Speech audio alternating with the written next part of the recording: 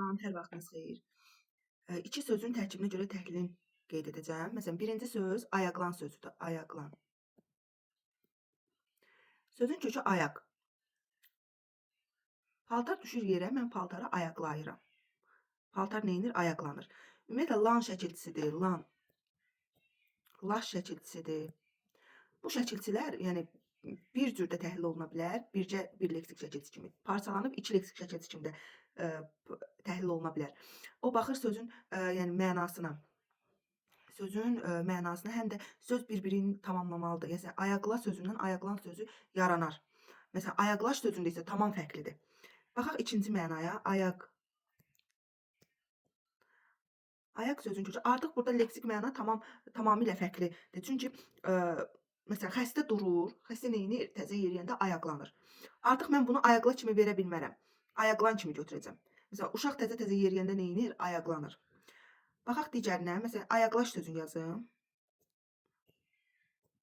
Artıq mən burada lanı tək leksik şəkilçisi kimi verə bilmərəm. Yəni burada bir mənaya gəlib çıxır. Leksik mənası bir dənədir. Ona görə məsələn ayaq sözün kökü, tutaq ki mən deyirəm ki paltar yerə düşdü, ayaqladım. Sonra mən dəblə ayaqlaşdım. Görürsüz, qrammatik məna bağlılığı yoxdur. Ona görə bunu laşı bir yerdə götürürük. Yəni bu tip sözlərdə diqqət etmək lazımdır. Həm də cümlədə işlədəndə onların mənasına diqqət etməliyik. Mütləq. Ola bilər cümlədə ayaqlanır, məsələn xəstə ayaqlandı kimi verərsə, onda bir cür təhlil olunacaq lan şəkilçisi. Bir leksik şəkilçisi kimi götürüləcək. Yox, əgər ayaqlanmaq nəsə ayaqlanırsa, yerə düşür, ayaqlanırsa, onda lan şəkilçisi iki leksik şəkilçisi kimi götürüləcək. Sonra daşlaşmaq sözü də həmçinin. Məsələn, yazaq ki, daşlaşdı.